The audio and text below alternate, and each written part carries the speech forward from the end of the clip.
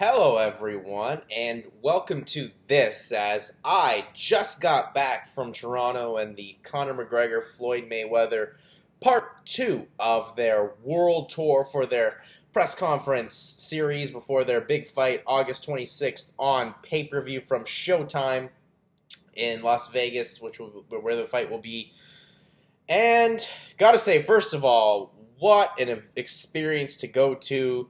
For an event that was free to go to in Toronto, it was quite the atmosphere. Seemed more like a concert than just your average press conference. Got to say, the 20,000 people that showed up to Budweiser stage in Toronto really brought it and really made the press conference just from yesterday at the Staples Center look like a tea party as opposed to a press conference. So credit to everyone in Toronto that went to this event. My takeaways from this, though, were fan side was kind of in I wasn't shocked, I guess, that there was all the more MMA fans being there, but I don't know why it took me by surprise, but so much Irish flags, so many McGregor fight kits, so many Irish soccer or rugby kits worn today.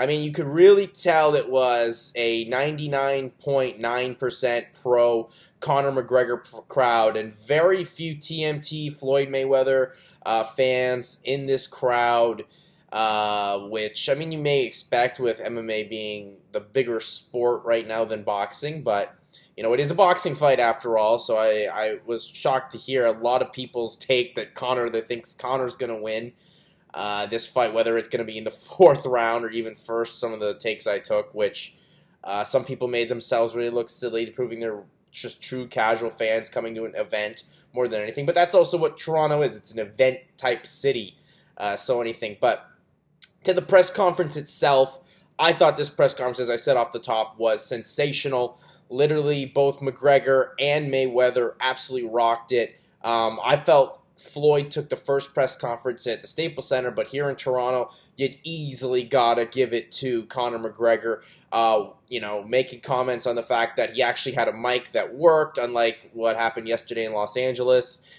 Even said, F you to freaking Showtime as well. Said, Floyd, before Floyd got up there, was sipping on a coffee, told him 2 sugars. A lot of good jobs came towards Floyd Mayweather. Even the one that I was surprised it took this late to get out to, but that Floyd can't read. Floyd was able to counter back in the press conference saying that he may not be able to read, but he does numbers, and that's where he's Money Mayweather, and he does a lot of numbers, and obviously the pay-per-views prove that. So honestly, I thought Conor took this press conference, had maybe some of his best promo work and mic time ever. I mean, this is a guy that had fantastic press conferences, whether it was against the likes of Eddie Alvarez or Chad Mendes or the whole World Tour against Jose Aldo for the fight that didn't happen. Then eventually when it did happen, his press conferences there. The Nate Diaz stuff, obviously amazing. But this, to me, I thought he really brought his A-game stuff, was in peak fat form, sounding very, very similar to a more R-rated 1985 Ric Flair for those. But the third leg continues, heads out to Brooklyn for tomorrow before wrapping up on Friday in England, and I'll be definitely paying attention for it. And the thing that I'm most happy to see about in these press conferences, that Floyd is buying into what he's got to buy into. It's got to be kind of heel Floyd. He's not in the '07 De La Hoya fight peak, but he's good enough right now to help this fight get those extra numbers, and Conor's just going to keep doing this. And one of my other big takeaways is just Leonard Ellerbe. I don't think I've seen the guy smile so much at any press conference ever.